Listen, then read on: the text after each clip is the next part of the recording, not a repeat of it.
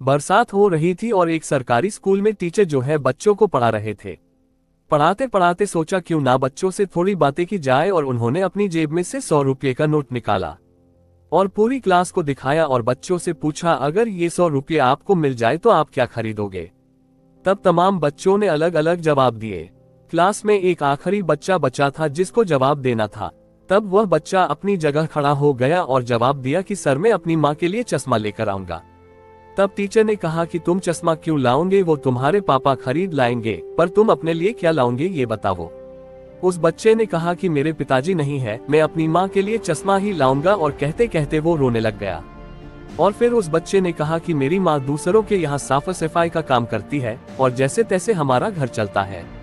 माँ को दिखाई कम देता है और माँ को चश्मे की जरूरत है। ये सुनकर टीचर भी इमोशनल हो जाते हैं और कहते हैं, ये लो 100 रुपये, लेकिन ये मत सोचना कि मैं ये इनाम दे रहा हूँ, ये तुम्हारी माँ के चश्मे के लिए पैसे दे रहा हूँ, ये पैसे मैं तुम्हें उधार दे रहा हूँ और तुम बहुत मेहनत करना और अपने घर के हालात सुधारना है।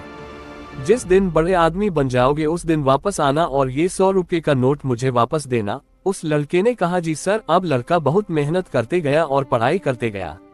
20 सालों के बाद में वही इतिहास दोहराता है। बाहर बारिश होती है और सरकारी स्कूल में क्लासेस चल रही होती है। तभी एक लाल बत्ती वाली गाड़ी आकर रुकती है और कलेक्टर साहब उसमें से बाहर उतरते हैं। तभी पूरा स्कूल जो है चौकना हो जाता है और सब लोगों को लगता है कि आज तो चेकिंग होने वाली है। सब अलर्ट पर रहते हैं और जो कलेक्टर साहब होते हैं वो एक टीचर का नाम पूछते हैं और सीधे उसी क्लास में जाते हैं जहां बुजुर्ग टीचर जो समझ नहीं पाते हैं कि कलेक्टर साहब उनके सामने खड़े होते हैं।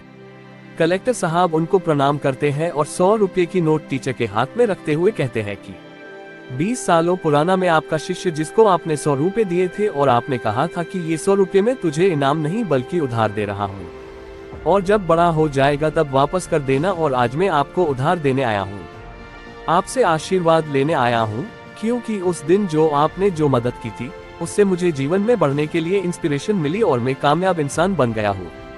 सीख, लाइफ में अगर आप अड़ जाए डटे रहे तो आप अपने हालातों को बदल सकते हैं और उस जगह पर पहुंच सकते हो जहां पर पहुंचने के बारे में शायद आप सोचते हो।